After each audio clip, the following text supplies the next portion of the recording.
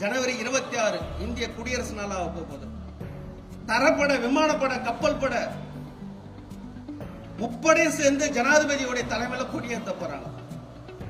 August 15 1947 சுதந்திரம்.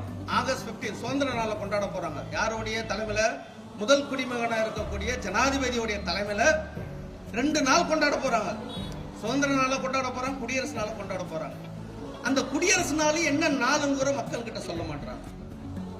ஒரு மலைய வைக்கா போட்டு மறைக்கிற கதையா இன்னைக்கு நடக்குது. இன்னைக்கு சுதந்திர நாள் போது தொலைக்காட்சி பார்க்கிறோம். அந்த தொலைக்காட்சி பார்க்கும்போது மகாத்மா காந்திக்கு ஜே வந்தே மாதரம் கத்த ஆரம்பிக்கிறாங்க.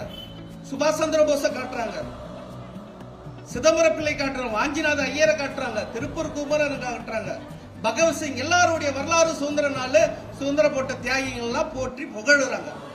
அதே போல குடியரசு நாள் போது ஜனவரி 26 போது சட்ட நடைமுறைப்படுத்தின நாள், சட்ட நடைமுறைக்கு வந்த நாள். அந்த நாள் வந்து பாபா சாஹேப் அம்பேத்கருடைய நாள்.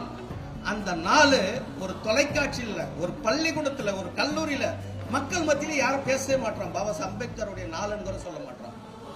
எவ்வளவு இருட்டடிப்பு பேர், எவ்வளவு சூழ்ச்சி பேர், எவ்வளவு தந்திரம் பேர். காந்தியோட போட்டோ வச்சு குடியரசு நாளுக்கு கொடியேற்றுறாங்க. காந்தி எப்போ குடியரசு நாளுக்கு காந்திக்கு என்ன சம்பந்தம் இருக்குது? 1947 ஜனவரி 30 RSS சுட்டு கொண்டுட்டாங்க காந்தி. காந்தி இந்த குடியரசு நாளுக்கு காந்திக்கு சம்பந்தமே கிடையாது. ஆனா காந்தியோட போட்டோ வச்சுக்கிறோம்.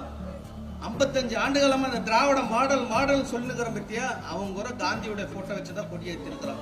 5 முறை இருந்த திமுக தலைவர் கலைஞர் கூட காந்தியோட போட்டோ வச்சுதான் கொடியேற்றி இருக்கிறார். பாபா சாஹேப் போட்டோ வச்சு கொடியேற்றுனதே கிடையாது. அதுதான் சூழ்ச்சி தந்திரன்ற.